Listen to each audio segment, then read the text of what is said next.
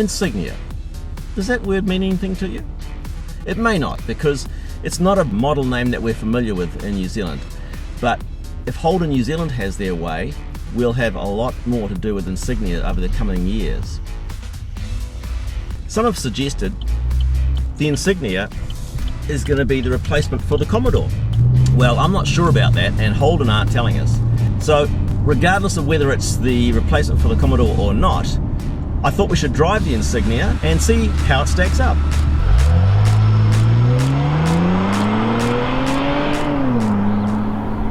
This particular version we're driving is the top spec, the only one they're bringing in at the moment, and it's the VXR. So that means you get a 2.8 litre V6, it's turbocharged. Funnily enough, that engine is built in Australia, shipped over to Europe, put inside the car, and then comes back down here as a full package. At 239 kilowatts, it's kind of midway between what a V6 Commodore puts out and what the V8 puts out. It's running a permanent all-wheel drive system, Brembo cross-drilled front brakes. It's got 20-inch wheels. So it's making a bit of a statement saying, hey, I'm a performance car. It's a really nice package on the open road. It feels really hunkered down.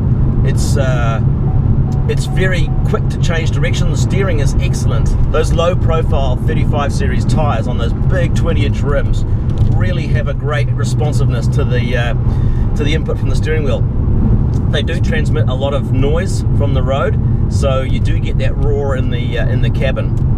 The other thing you'll notice is that the exhaust note is quite drony, and it's a constant companion, particularly for those in the rear.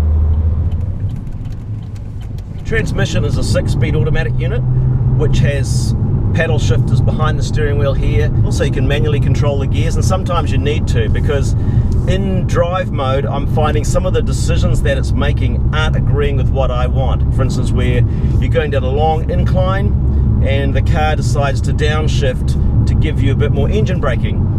I don't necessarily want the engine braking, so I'll take manual control and upshift again. To my mind, it's better to just drive the thing as it's intended on the paddles, because it's very responsive, and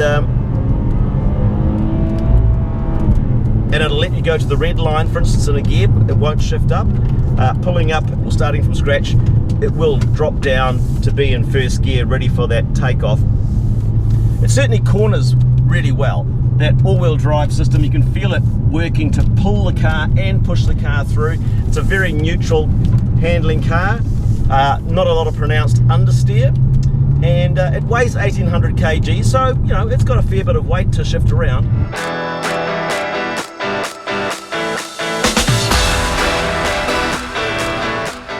It's certainly a well-finished car. Inside, the leather is beautifully detailed.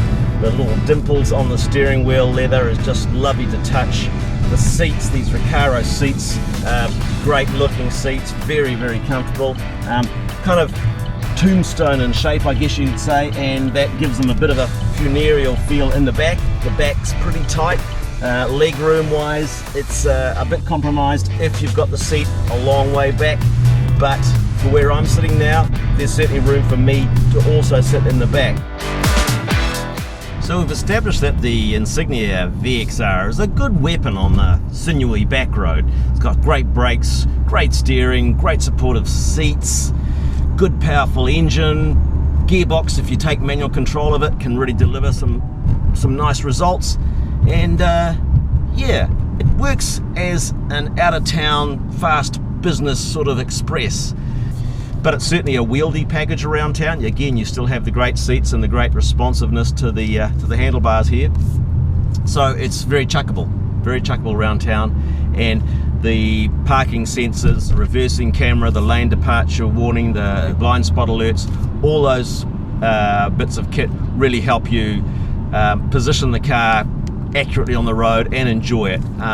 Great air conditioning, nice seat heaters, good audio system, visibility is fine. All those boring bits actually work very well.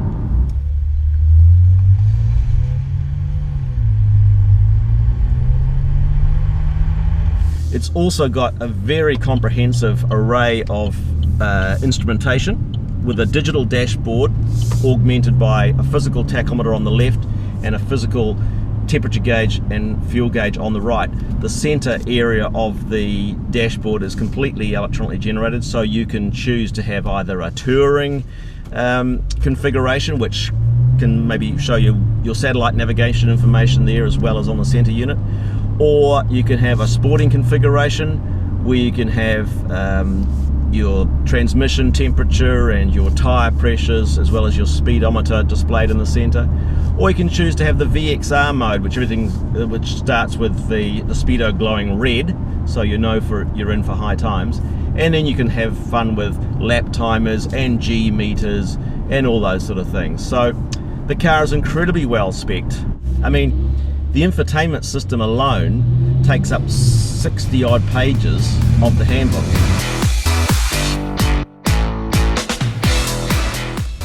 So in summary, I really like the Insignia VXR. I've enjoyed my time with it, and you know, it takes a little while to get used to a car, what it stands for, what it means, what it delivers, and I've come to know that it represents strong performance, strong dynamic appeal, I guess you could say, very accomplished specification, great build quality, lovely finish inside, high quality materials.